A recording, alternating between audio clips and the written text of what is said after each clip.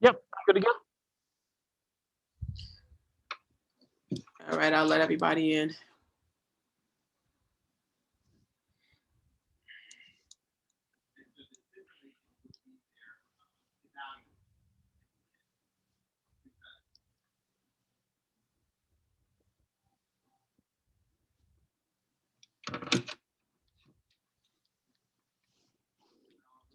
Mm.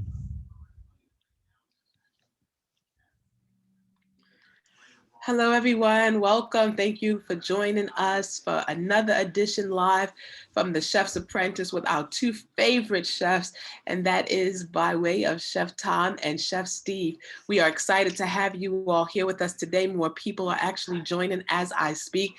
So we're excited for today's episode. And I don't want to spoil it, but September is going to be absolutely amazing. You'll see some outdoor stuff. And so you don't want to miss September's edition. I'll turn it over now to Chef Tom and Chef Steve. Get your notepads and your pens ready. We are in for a special treat today. Chef Tom, over to you. Okay, thank you very much, Cindy. That's absolutely right. Everybody is in for a special treat because today we're going to go to the fair. That's right, we're going to go to the fairs. Chef Steve, what's your favorite fair? My favorite fair is the Elizabethtown The Fair. Elizabethtown Fair. My favorite fair is the York Fair. So, and fair food, everything's changed because of the pandemic. So a lot of times people can't go to the fair. So we're going to do some items today that you might find at a fair, with a couple of them with a little bit of a twist. And we'll show you how to make them. And a lot of them are very easy. But we're going to do a beverage. We're going to do a couple of hot dog dishes because hot dogs are a big thing now. Sure. Hot dogs have kind of like been reinvented. They're actually they're making a big comeback. There's places that are doing all kinds of gourmet hot dogs and gourmet toppings, and it's just crazy. And then we're going to do some Speedies. If you don't know what a Speedy is, you're going to know what it is by the time our class is over. We're going to do a twist on a walking taco, and we're going to do funnel cakes. So it's a great show. So I want to thank IT for being here, and thanks Cindy for setting us up and going, and thank everybody who's on the show for coming out and watching us. So the first thing we're going to do is a lemonade variation. A lot of times you go to the fair, they have fresh squeezed lemonade. And you think, oh, it's a mix. No, it's usually not. So a real lemonade takes a little bit of work. And nowadays they're coming up with variations on lemonade by adding other flavors to it. So what we're going to do today is a watermelon basil lemonade. So I want to show you quick. First, I have here a half of a seedless watermelon. And a lot of people struggle with cutting up watermelon. They'll cut it into wedges and then they want to cut the rind off and they do it piece by piece. This is the easy way to do it. You want to cut it flat so it doesn't roll. All right, and I just took the top of the end of the melon off. This is about a half of a seedless watermelon.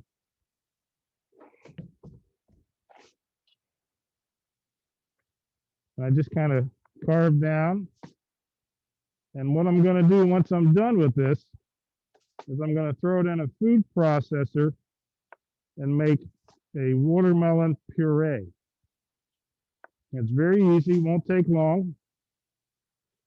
Chef Steve's going to man it. And just that quick, you just want to make sure you don't have any of the rind. The rind's not sweet. Unless you pickle it, you can save it for that. But you want to cut down like that.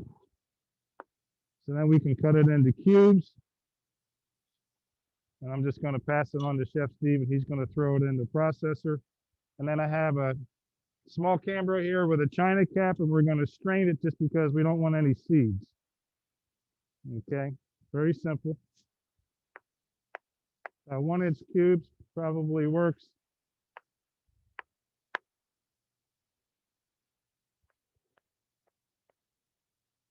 You're going to do this, and you'll probably take 2 settings to do this. Two batches of puree. And then once it's done and it's strained, we're ready to go. And this is something that you can do earlier in the morning if you want to get it ready. just so it doesn't take as much time. So to make our lemonade, I have here some cold water. I have some lemon juice. I have some lemons, because we need lemons. And I have some fresh basil, and then I have simple syrup. So if you don't know what simple syrup is, instead of adding sugar to your water and mixing it, trying to get it to dissolve, if you take equal parts of sugar and water and bring it to a boil, this is actually a cup of each, you make a syrup. And then you cool it down. You don't want to put it in warm. You want to make sure you cool it down. Also, something you can do the day before. So I'm going to mix this in here with my water. And I have fresh squeezed lemon juice. That's the trick. You could use frozen lemon juice in a bind if you had to. And then I'm going to, before I load up, I'm going to load up my container here with some of the garnish.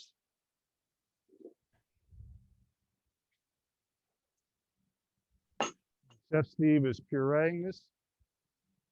And we're straining it through. And basically we're getting all the pulp out of there. And you know, they call it seedless watermelon, but it's not really seedless. Let's face it. There's those little tiny white seeds in there.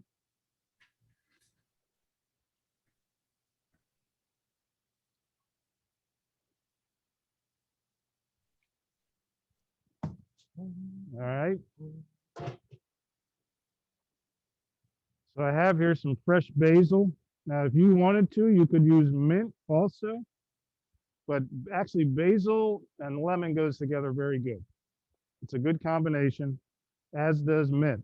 And basil is actually a little bit of a member of the mint family. So I'm just going to take some leaves. I don't want any stems. I want a little bit of leaf. Yes. Chef Tom, question for you. Is the fresh basil, is the basil in the bottle certainly not as good as fresh, right? Nothing is as good as fresh, but is the basil in the bottle a substitute or it doesn't come close? No, it doesn't even come close. So this basil actually came off my porch. All right. I bought a basil plant at the Weiss store about 2 months ago because we do a lot of caprese salads at my house. You keep it watered, you keep it out of the direct sun. I go out and snip and trim it, and it just keeps growing back. And I get one plant, takes me through a summer. You just got to keep watering it just like any plant. But no, fresh basil is really important. And this is, I mean, it's so aromatic. The stuff in the bottle, it's okay when you can't get it, but if you can get it, this is the way to do it. And they sell it in most grocery stores now. They sell it actually as a live plant. So, all right, Chef Steve's almost done pureeing.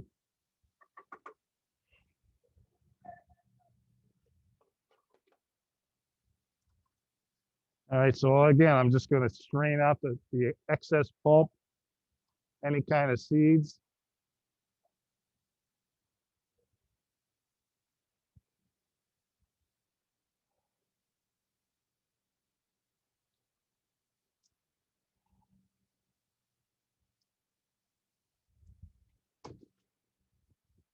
Like I said, you can do this the day before.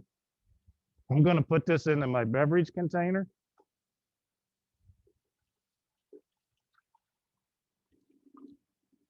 It looks good, doesn't it?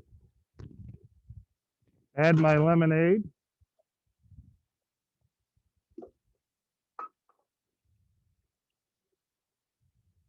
Chef Tom, question for you. So the white seeds that you said are still in the watermelon, are they now still there? No, nope, we strained them out. So every last one of them gets strained out? Yep.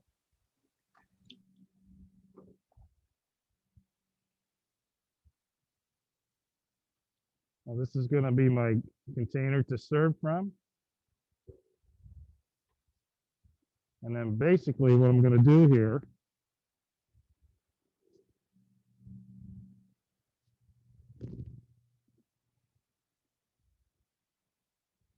I'm going to present one, and you want to save your, I have lemon slices here and basil. You put a little bit of ice in your glass.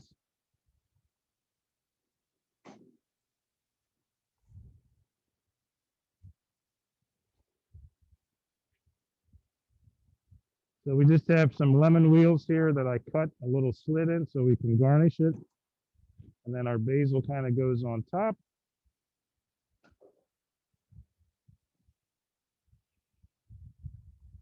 And that's it. Very simple. Ice keeps the drink cold. It also extends it. So as you add ice to the drink, it stretches it out. So don't forget it. It's a good cost saver. You ever notice when you go to these things, the fairs, the food is not inexpensive. It's expensive. So, and ice keeps it cold, but it also stretches it out. So they stretch their dollars. So Chef Steve is going to do chili dogs. So, you know, they sell this kind of stuff in the grocery store. It's hot dog chili sauce. Chris Chef is gonna, Steve. I'm Oh, sorry. okay. Sorry. No, you go ahead. Sorry, there's another question in the chat. Okay. It says, when do you add the vodka? When do you add the vodka? I'm So not, that's a I'm great not sure question. if I'm allowed to ask that question. So I'm going to tell you when. You fill your cup with ice, then you add the vodka, then you add your lemonade. It's very simple. So anyway, this is kind of what you can find in a grocery store. It's hard to find a good product, but it's a small can of hot dog chili sauce. It's not expensive. It's okay in a pinch. You know, it's okay, but it's not as good as your own. And a lot of people don't know how to make it. And Chef Steve's going to show you how to make hot dog chili sauce. And he's going to put together a chili dog. And then after that, I'm going to do a variation on a hot dog too. So take it away, Chef Steve. All right. Good morning, everybody.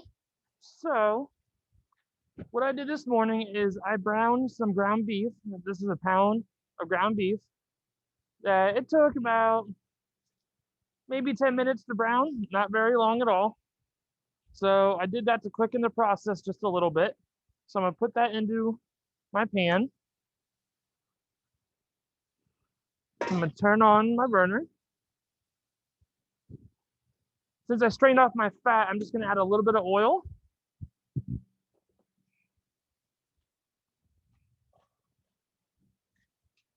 Get that going.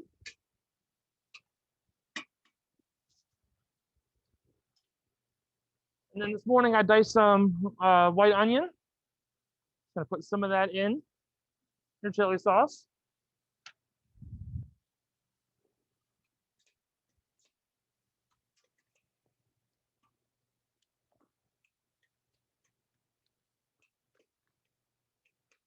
As that starts to cook and get hot again, we're gonna add our chili powder.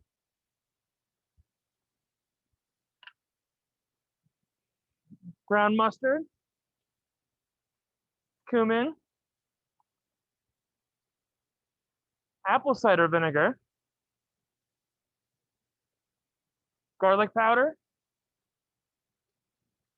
And some salt.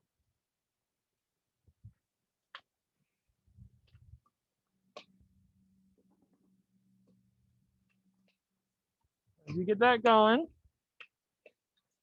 everything gets incorporated.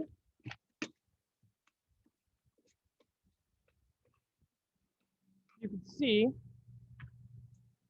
all the seasoning started to coat the beef. And what we're gonna do, add some chicken stock.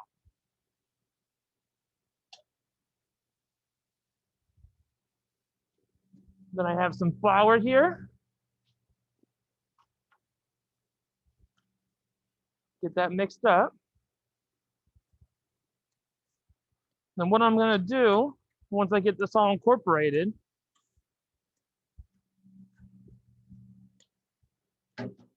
is add some tomato paste. Now the thing with tomato paste is, this is your thickener.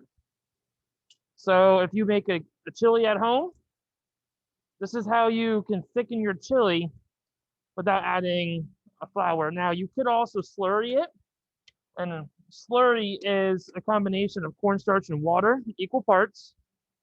And the biggest thing with the slurry is that you want to make sure it comes up to a boil before you add it. Because that's when it activates, is whenever it gets all nice and hot. Got you set up. Get that going.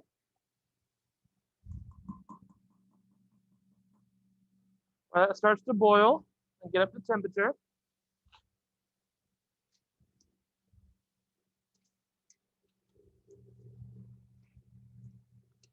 We're going to do something a little different with our hot dogs. Now, a lot of people can do them on the grill, but we're actually going to deep fry. I personally at home, I love air fried hot dogs. They are absolutely delicious.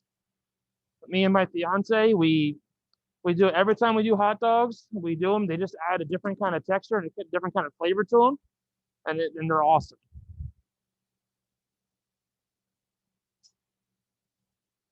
Turn down the heat on that a little bit.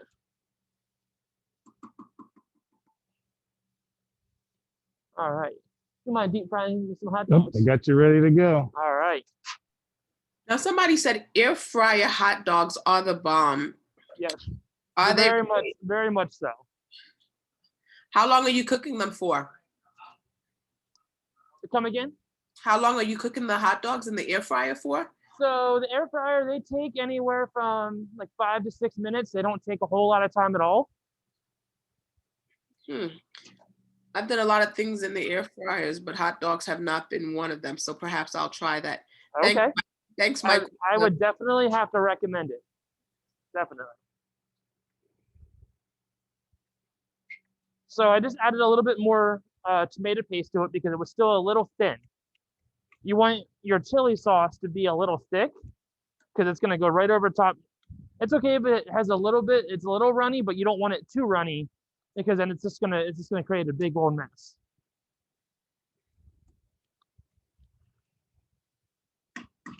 Some more of that.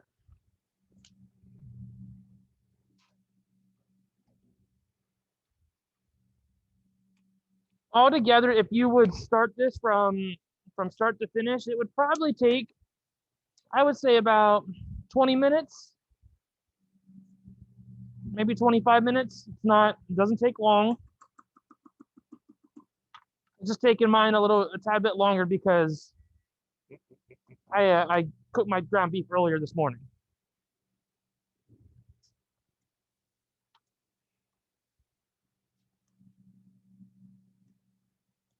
All right. So now, as you can see, we got some nice thick chili for on top of our chili dogs. That looks great. So as you can see here, I'll pan it over to the camera. They got all nice and crispy. All nice and crispy. Now, Chef Steve, what about sugar in your chili? Are you a fan or no? I'm not a big fan of sugar in my chili. I like the old-fashioned traditional way of just the straight, like the heat. A lot of people do like sugar in their chili. And there's different variations of chili that you can put out there. And putting sugar in one of them is very common, believe it or not. Chef Tom, what about you? Are you sugar in your chili or no? I am not sugar in my chili. I like chili. You mean chili as in chili con carne or chili as in hot dog chili sauce? Chili period. Do you like chili period? I do not put sugar in. I like sour cream in my chili. Interesting. Those of you on the chat, if you like sugar in your chili, just drop sugar. I'm just curious to see how many people. I like a sweeter chili. I like a sweeter spaghetti, so I usually like brown sugar in my chili or in my spaghetti. Is there anybody else that like a sweeter chili or a sweeter spaghetti? Just curious. All right. So now that our chili is all done, you don't need a whole lot on top of your dog. Just a little bit. Just enough to coat the top of it. And then we're going to put some diced onions on it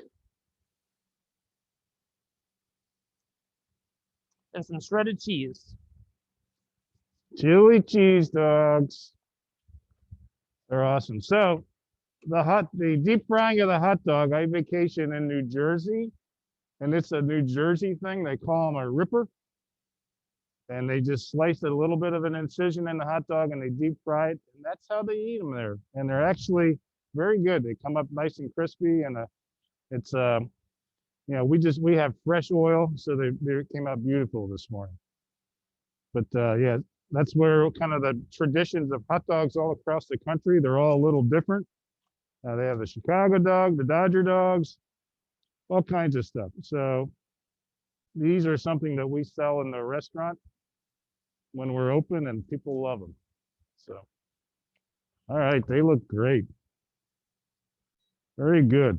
I know what I'm having for lunch. Absolutely. All right, good job, Chef Steve.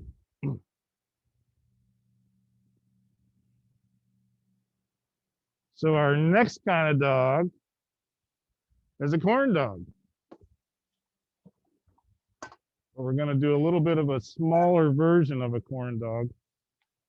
So I always get all beef hot dogs just because it's what I've always sold in the restaurant. It crosses across different religions, so there isn't any situation where somebody can't eat the hot dog. And our batter is very, very simple. It's actually a cornmeal batter, half cornmeal, half flour. And I did some of these ahead of time, but I'm going to show you how I put them on there. First, we're going to have 2 eggs.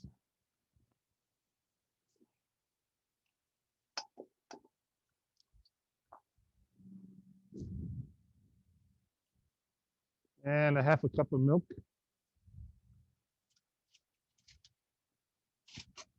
Chef Steve, could you get me a wire whip, please? Come Could you again? give me a wire whip? Yes. Okay. So we're going to add our liquids together. I'm going to mix that up. And my dry ingredients are cornmeal, equal parts of cornmeal and flour, sugar, and baking powder, and a little bit of salt. So as soon as I get the wire whip, in the meantime, I'm going to show you how I put these together. These are actually lollipop sticks. And you cut your hot dog in half and you go all the way up to the front. And we're going to dip that in the batter and fry it that way. So it's more of a universal portion. A whole corn dog is a lot to eat. So this is good for smaller people. And you can set up a dipping sauce, and we're going to do that too. So there's my eggs and milk. Okay. Going to add my sugar, my baking powder, my salt. I'm going to mix that together. Whenever I work with baking powder, I like to mix it to get into the wet ingredients and just give it a little bit of time to kind of activate before I thicken it. It only takes a minute or two. You'll see it start to bubble. Okay, good. So yellow cornmeal, all-purpose flour. So we're going to add that to our batter. I'm going to do it in kind of halvesies so that it mixes up kind of smooth instead of trying to put it in all at one time.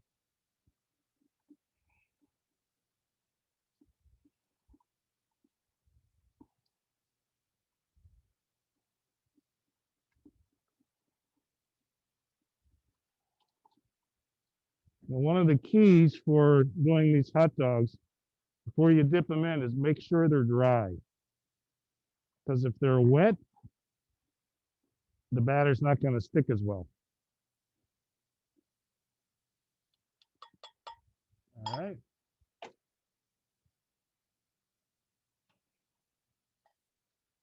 Okay, we're going to mix that up. Very simple to put together, 5 or 6 ingredients. Make sure it's nice and smooth.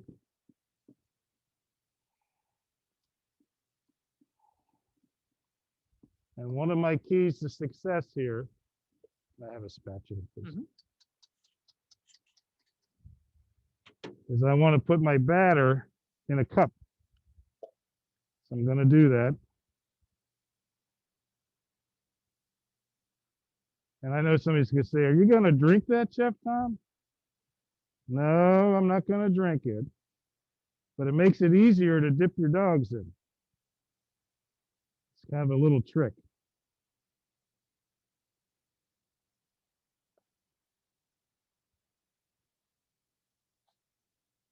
All right.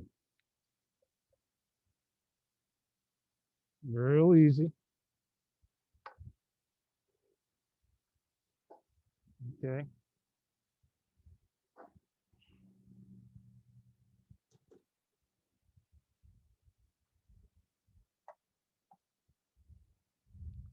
I said one of the tricks is to make sure our dogs are dry because it just helps the batter stick together. So, you know, hot dogs are refrigerated. They're a protein. Hot dogs are fully cooked, if you didn't know that. I don't know if any of you ever ate hot dogs right out of the packet as a kid. I did a couple times. They're not as good until you cook them. I have to interject. To this day, I still do it. Do you still do it? I Yeah, still do it. So You eat just a cold hot dog straight out of the fridge. Well, freezer. I do. I do. chefs have funny tastes. It's not an all the time thing, but I do that. All right, so there we go. We got them dried off. I'm going to fry these up. In the meantime, Chef Steve's going to put together our sauce here. And basically it's mayonnaise, brown mustard, and honey. I'm going to take a couple minutes and fry these up.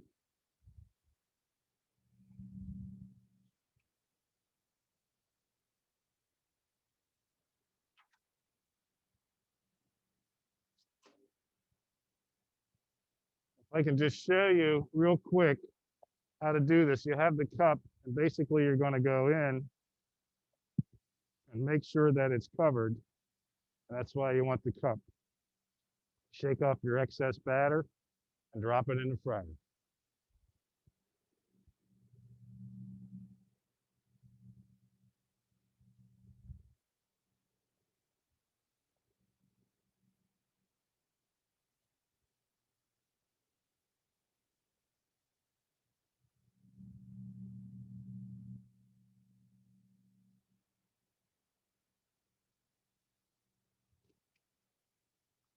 And the sticks cook up fine. You can fry them, it won't hurt them. It's just a paper lollipop stick.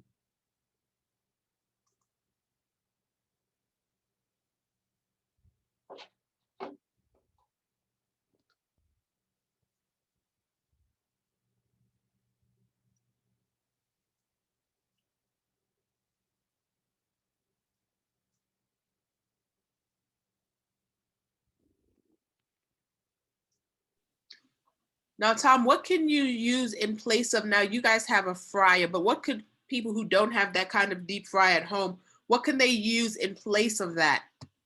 So you would need some type of Dutch oven that you could put on top of a stove that you could put some oil in and deep fry. Okay, and it would give you the same effect. Yep.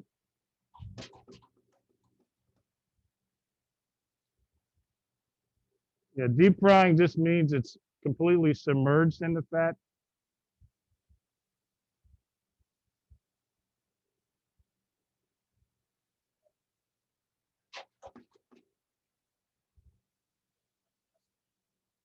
Cast iron. Yep. Pete from IT says he uses a cast iron skillet. A skillet? Yeah. You just have to be very careful when you have fat you're heating up on top of the stove. You don't walk away from it. And if you put something in and it overflows, you will have a fire.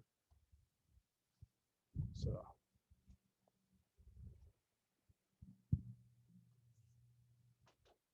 All right. I'm gonna fry up my corn dogs. Chef Steve's gonna show you how to make Speedies. All right. All right.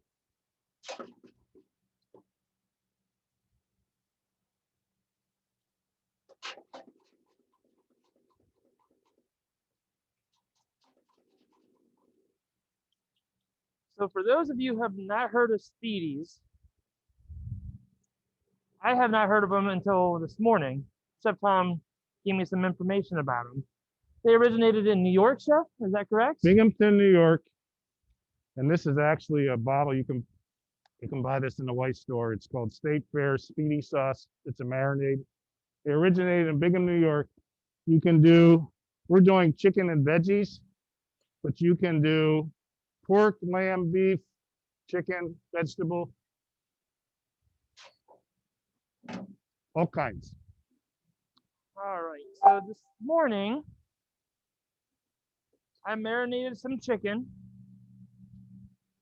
The marinade consisted of apple cider vinegar, mint, parsley, Basil. basil, olive oil, and some salt, pepper, some fresh red pepper is the base of it. And I mixed it all in a food processor. So you put all your ingredients in a food processor and you just mix it all together. So I've had this chicken marinating for, I would say, probably about an hour. You can do it sooner if you would like to. I just marinated it before I wanted to present it to you so that I had something to show you. And I'm going to slide over here. Question, Chef Steve. So you put the olive oil in the marination as well? Yes. So what you do is you basically create an emulsification. So what you do is you have like a base and then you slowly add your olive oil or other kind of oil to it to emulsify it. But then are you going to still put oil in the pot? I mean, if you were supposed to put it in like a frying pan, are you still then going to add oil, although your marination has oil already in it? So in terms of that, so what we're doing with this is we're actually grilling it. So the oil will actually help grill up your protein very nicely. Okay. Did that answer the question? Yes, thank you. Okay. Okay, real quick. This is our finished product for the corn dogs, the mini corn dogs. You can see them here. We got a shot of that. He's trying to switch over. Sorry. Chef Steve's going to hold it up there. So they came out really nice. They look good. There's our honey mustard sauce. And it looks just like corn dog you buy in the grocery store. Right? I don't think it's anything different. And then there's our sauce, and it's just a nice little sharing plate. And hot dogs, I think, these hot dogs are $4.99 a pack, and you saw what it took to make the mix. So it's an inexpensive meal. All right.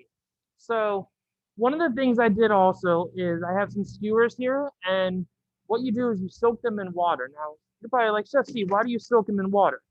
The reason why you soak them in water is because wood will burn up on your tar broiler or your propane grill at home.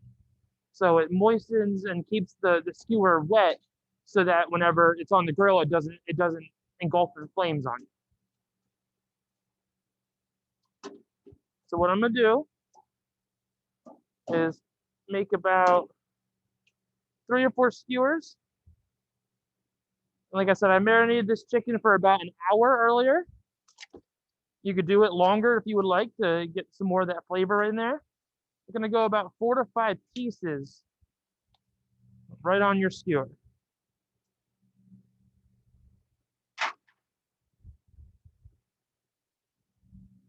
It's one of the things that doesn't take long to make.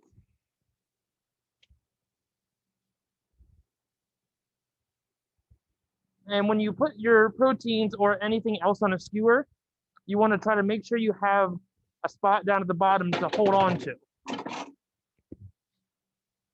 don't know if you can see where I'm holding down here, so it gives you enough space also to handle it while it's on the grill.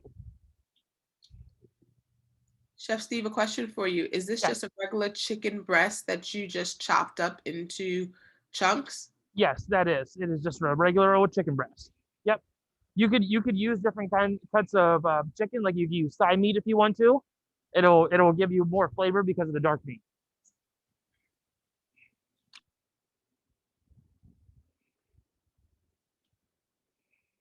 All right. So you can do one more here just to give you an idea.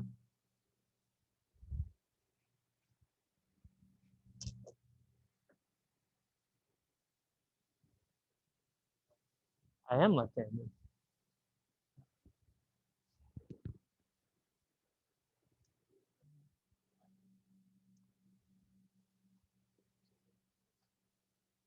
All right. So that's what our chicken skewers look like.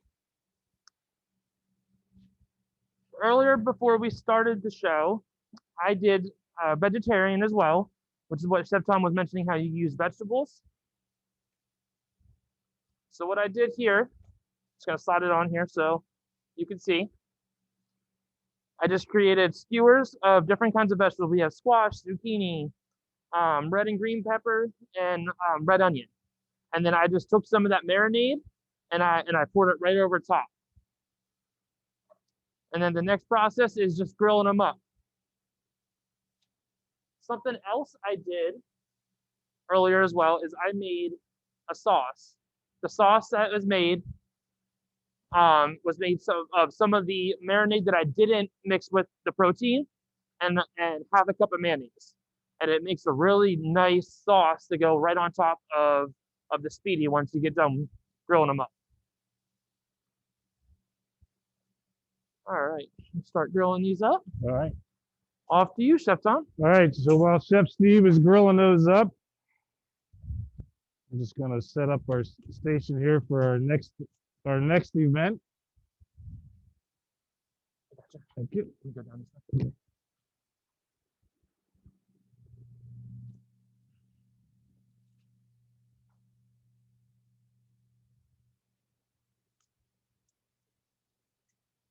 Okay. So our next event is a twist on a walking taco. Does everybody know what a walking taco is? It's not a taco that has legs. Just so you know, in case anybody was going to say that.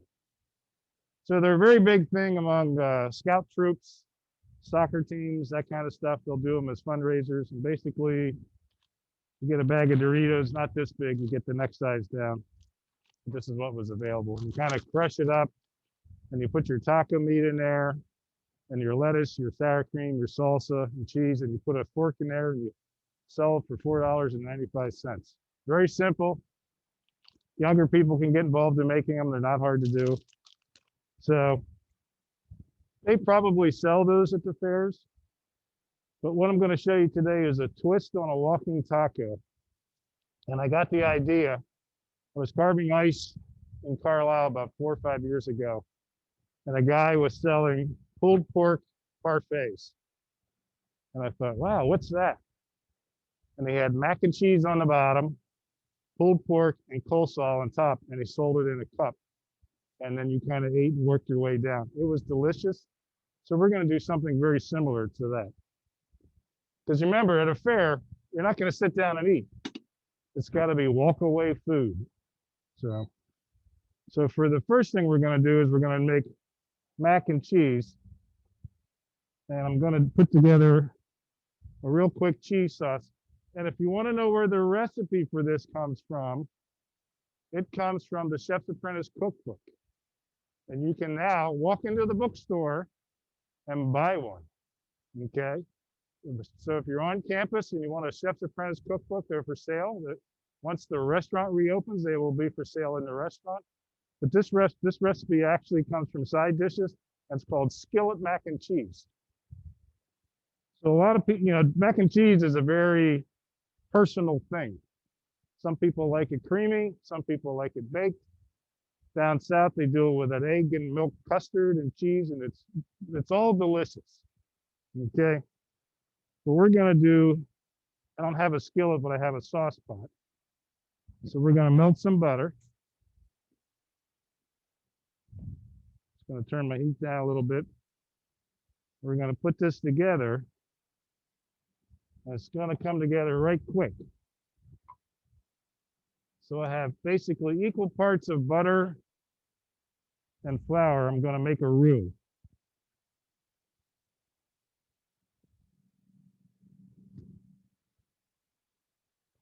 So as I'm melting my butter, all right, I'm going to add my flour, make a roux. And I know a lot of people make mac and cheese with milk, right? Put milk in there and you make a white sauce, and then you add your cheese. And that does work. So milk, whole milk, is 95% water. 2% milk is 97% water. Okay, the rest is your butter fat. So I always start off with chicken stock. And then I add my cream, which is my butter fat, back to it. It's a safer way to make it. It doesn't scorch. All right, I'm adding my flour. I'm going to put this together. I'm going to mix it up and make a roux. I don't know if you can see that. So it's going to come together. I want a blonde roux, which means I'm just going to mix it and heat it for just a little bit. I'm not going to brown it because I don't want it brown. When you brown the roux, brown the flour in the roux, it gives it a different flavor. So that's a blonde roux right there. All right, so we're going to mix that up. Going to add my chicken stock. I'm going to add half of it. And then I'm going to mix it.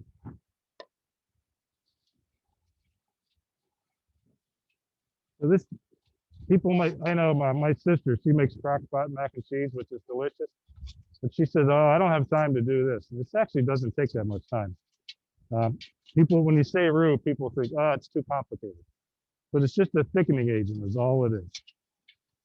So, and because we have a wide surface pan, this is going to come to a boil pretty quick. So it's going to thicken up pretty quick. And then I'm going to add the rest of my liquids.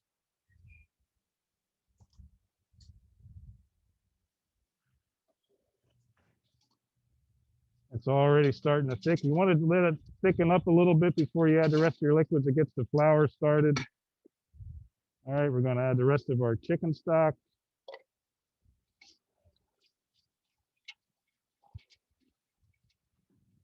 Okay, would you be able to get me a pot to be on top of you? Similar to what you had. Yep. All right, that's coming along.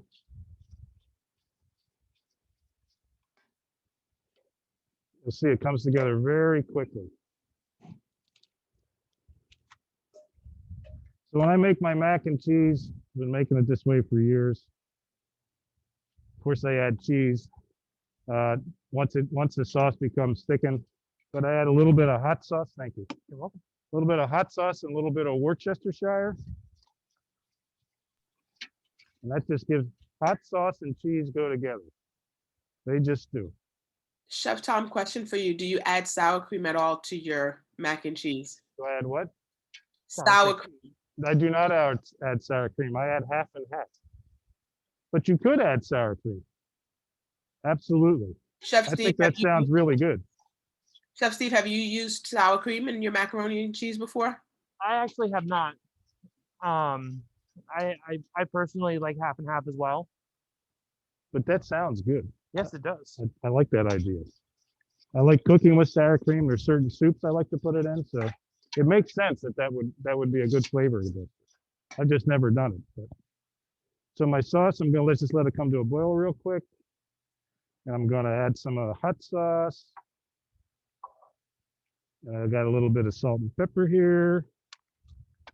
And once I know that it's ready to go, I'm going to turn it on low and then add my cheese and let my cheese melt in there. So what I have here is called a mac and cheese blend. It's actually from the Weiss store.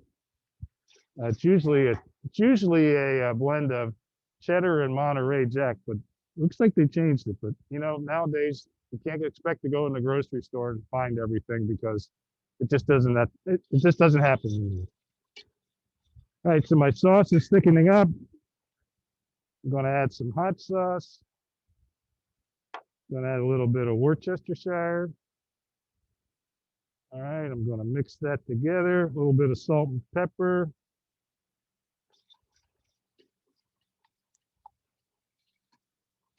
A little more salt and pepper. Gonna put a bag of cheese in here. I'm gonna mix that together. That's gonna become our cheese sauce. I can keep an eye on that, Chef, if you want to open your talking meat. Sure. I'm just gonna mix this together so I know all the cheese strands are melted. You can get the look here. You can see what it looks like. It has kind of that traditional cheese sauce look. All right. All right, and then I'm going to put it on low, and I'm going to add a little bit of macaroni to it. So the macaroni is already cooked. Okay. Now, if you wanted to take the mac at this point and put it in a casserole dish because you said, hey, I got to have it baked, you could do that. That would be easy to do. I think that's about good. Stir that up.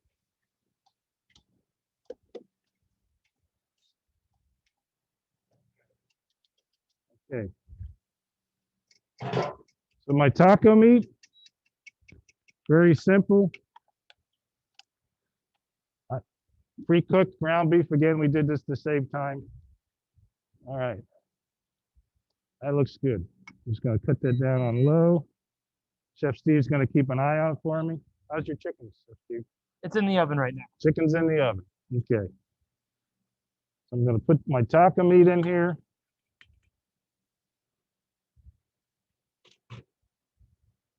Okay, so I have here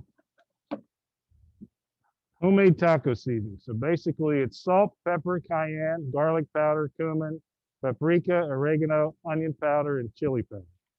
I'm just going to kind of blend this together. Can you get me a little cup of water? One of those. Here.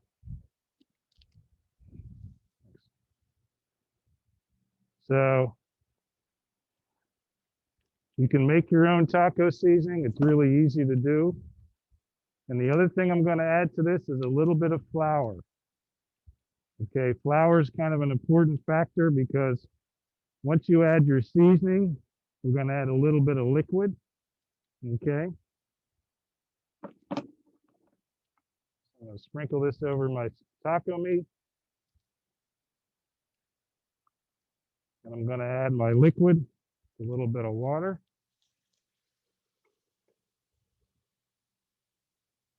And what that flour is going to do is it's going to help thicken that taco meat a little bit. It's going to help keep it together. So it helps some of the sauce and the seasoning kind of stick to the taco meat. All right. That's almost done. I'm going to add a little bit more seasoning. I'm going by color. I know what I want it to look like. That should be about right.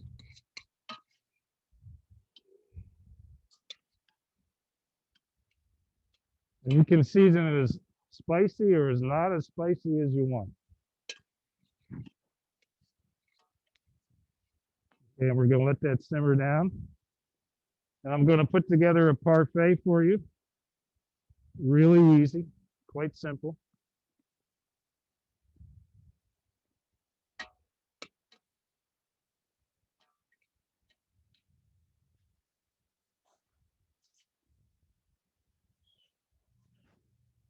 So we start out with some macaroni and cheese. So we're going to go into our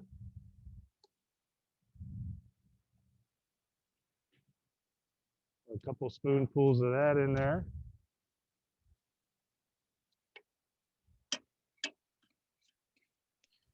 Question for you, Chef Tom. Now, right now, you're not baking the macaroni, Nope. but if you were going to bake it, could you do the cream sauce the way you did it and then throw it in a casserole dish and put it in the oven? Absolutely. You absolutely can. And what you're going to do, if you would do that, you put it in your casserole dish. You want to spray your dish with nonstick.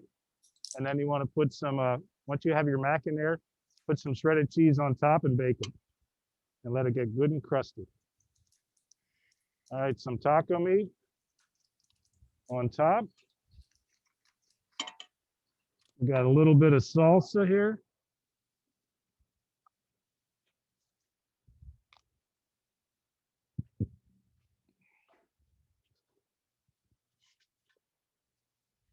That'll lead 'em.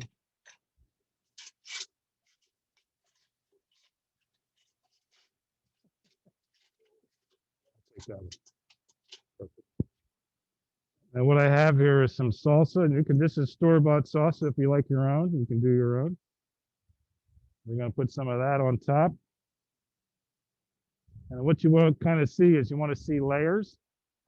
And our last thing to go on top is some corn chips that are crushed.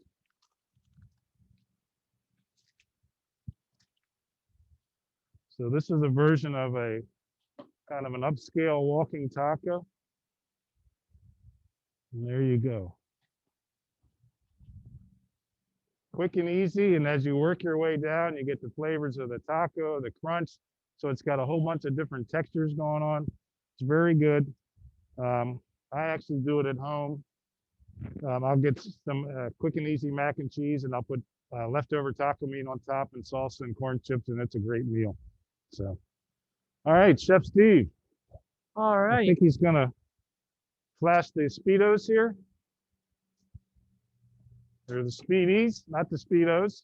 I don't want to see any Speedos. The audience was wondering, Chef Tom, like Speedos?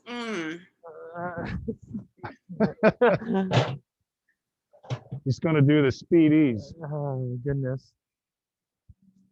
All right. All right, so I got your roll here. Give me one moment.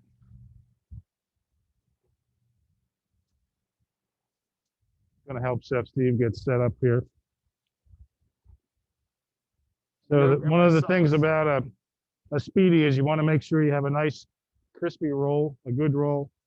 It's not a hot dog roll thing. Where's my knife? So you want to be able to have a fresh roll. They sell them in the grocery store all the time. There we go.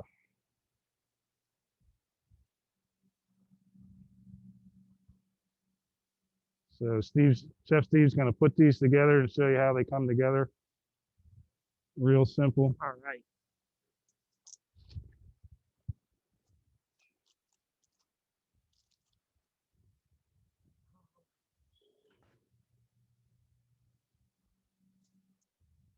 I'll get you another thing for your funnel cake. Okay. All right. So after I was done grilling them, I put them in the oven to get them up to temp. So for chicken, you're looking for 165 is the desired doneness. And then as you can see, on a couple of the tops of the skewers, they did get a little burnt, but it's okay. As long as the rest of your skewer did not get burnt, that's what you're looking for. All right.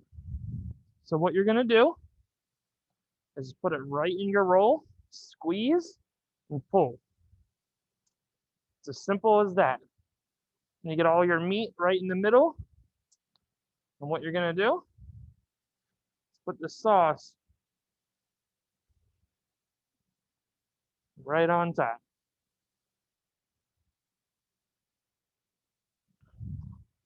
It's a version of our meat one. Now I want to do one for our veggies. Same thing. Grab your skewer, put it in your roll, squeeze, and pull the skewer right out. And the sauce goes right on top.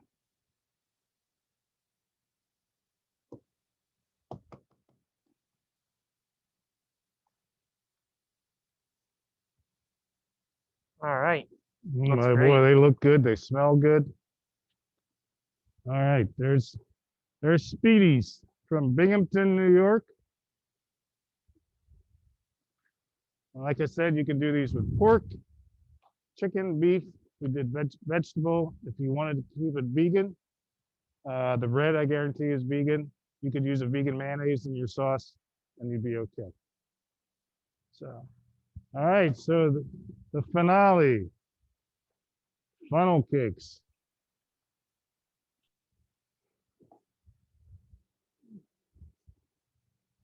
All right. So Chef Tom, what kind of funnel cake do you like? Is there a certain kind? I like mine with strawberries, like funnel cake, a little bit of powdered sugar, a little bit of strawberry sauce on top. Okay. But right, I was watching a show on the Food Network, and they had the Fry Masters cook-off, and people were making red velvet funnel cakes and all kinds of stuff. So there's all kinds of stuff. It's basically a batter. Mm-hmm. It's just how you fry it. Absolutely. So there are so many different kinds of funnel cake you could do out there. I know personally, I'm a Hershey Park season pass holder, and they have a booth just alone for funnel cakes. They have you could do strawberry topping, you could do Reese's peanut butter topping, chocolate topping with whipped cream. There's all kinds of different variations. So I'm gonna show you how to do a basic funnel cake recipe. And funnel cake fries are a big thing Yes. now. So basically, instead of making them in a circle, you put them in one long string and fry them up. And that's becoming a hot item. What All makes right. them what makes them funnel cake fries? Is it just because of the batter? Because it's the same batter, but instead of going circular, you try to do a straight line. They sell them as a frozen product, but you would do out of your squeeze bottle, you just do a straight line so that you can fry them up and then try to serve them in a cup. Takes practice, just like everything in this business. But yes, it can be done. So when doing this, you want to start with all your wet ingredients first. So I started with my eggs, my butter. I melted the butter. I just melted it right in the microwave, like a minute, minute and a half. 2 whole eggs, milk,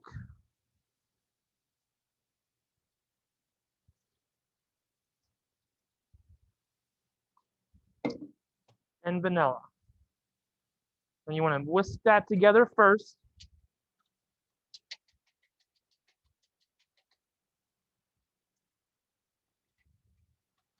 So you want to mix all your wet ingredients and then all your dry ingredients. And then what you're going to do is you're going to add your dry ingredients in a little at a time to your wet ingredients.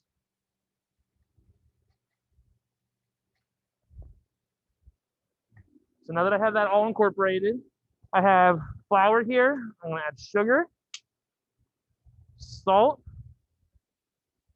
and baking powder. Get that all mixed together.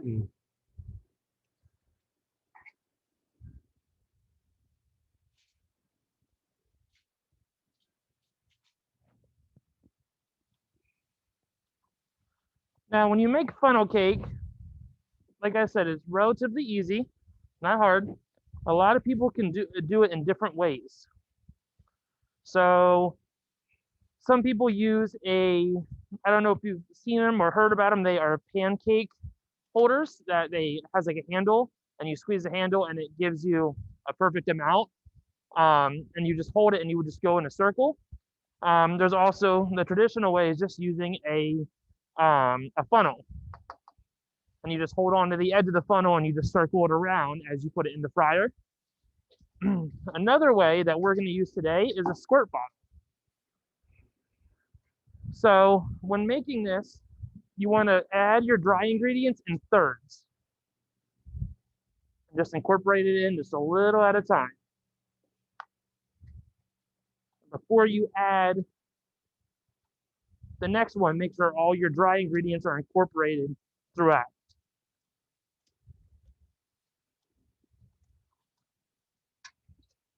Scrape your bowl, make sure you get all that in.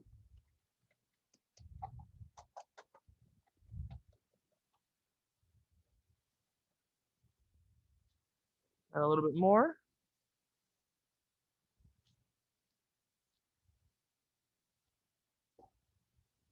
And each time you add it, your batter gets a little thicker and thicker each time. If you added it all at once, the likelihood of it turning out is not that's impossible, but I don't think you're going to get the desired product that you're looking for. As you can see, just from that second batch that I put in, it's already starting to get thick. And the last one will get to the desired thickness that we're looking for.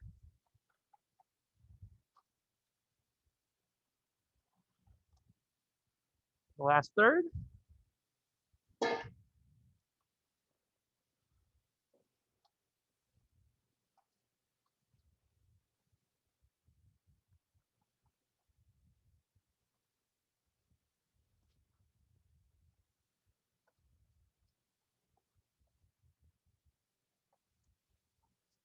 It'll look very similar to pancake batter, how it gets nice and thick.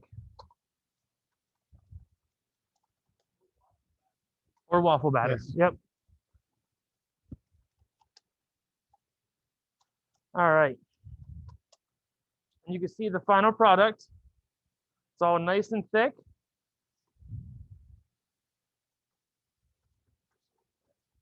You should be able to write like the first letter of your name right in the top of it. That's always the way that I've always been able to tell the desired thickness of something. All right. Now we're going to put it into our squeeze bottle.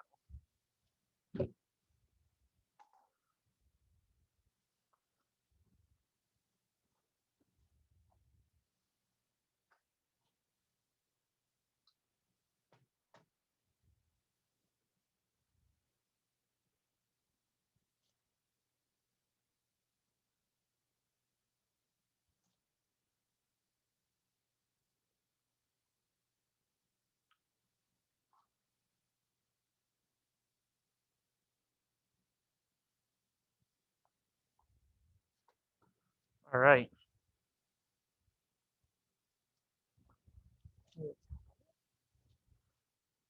Now we're going to go over to the fryer and fry some up.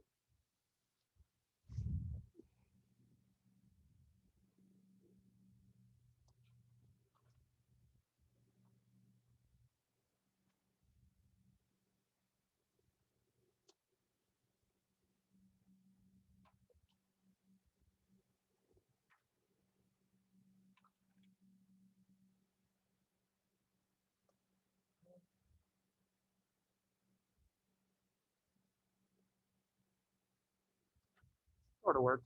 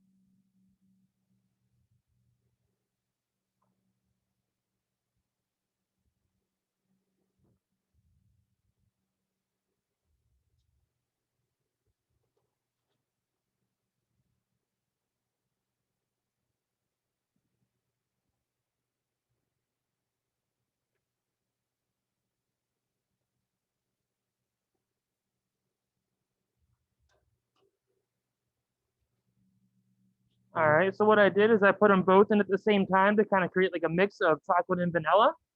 Where's the sugar? I top it with a little bit of powdered sugar.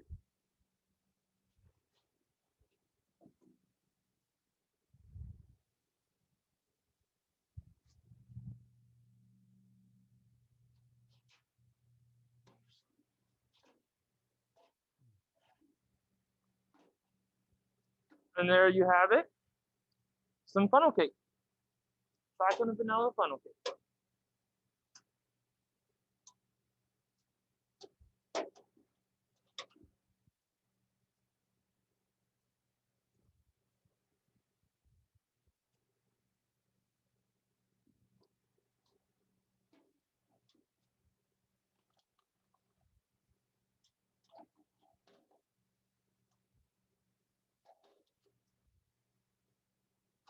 All right. Yeah. right, looks great. Looks like a fun meal. A lot of times at a fair, they will have like a large type of ring where they will fry the funnel cake inside the ring in a kind of a shallow fryer to help keep it shaped. We don't have that, so ours kind of took a shape of its own, but it's okay. It still looks good, it smells good, and it tastes good. Absolutely. All things considered, it looks fabulous. Yep. So I think we have any more. If anybody has any questions, this is a great. Any last minute questions for Chef Steve or Chef Tom? And no, you cannot have any of the food. We know that's the same every class. It's only the campus is open, you know. Now, Chef Tom, the event in September, can you just give a little sneak preview into September, if you don't mind, before we close? So September 17th, we're going to do a celebration of Hispanic heritage, and we're going to be doing a twisted taco show. So we're going to be doing all kinds of different tacos, some originals, some different proteins, and some variations on tacos. So, and then some sides that will go with tacos. So we're excited about it. We're already working on it, and I think you're going to love it. So it's going to be on a Friday. We're going to have to move to a Friday at 1 o'clock. And this will be to accommodate the Culinary Arts Department. Will be back in here, so this will be able to accommodate them so we can have space in the kitchen. So. All right. If there is no more questions, we'll say thank you all. We'll bid everybody a farewell, and we'll see you back here on September 17th. Again, that is a Friday at 1 p.m. All right, look more for details and the email coming out soon. Thank you all, Chef Tom. Thank you, Chef Steve. We appreciate you all. We'll see you guys September 17th, 1 p.m. All righty. Bye-bye. Thank you. Thank you.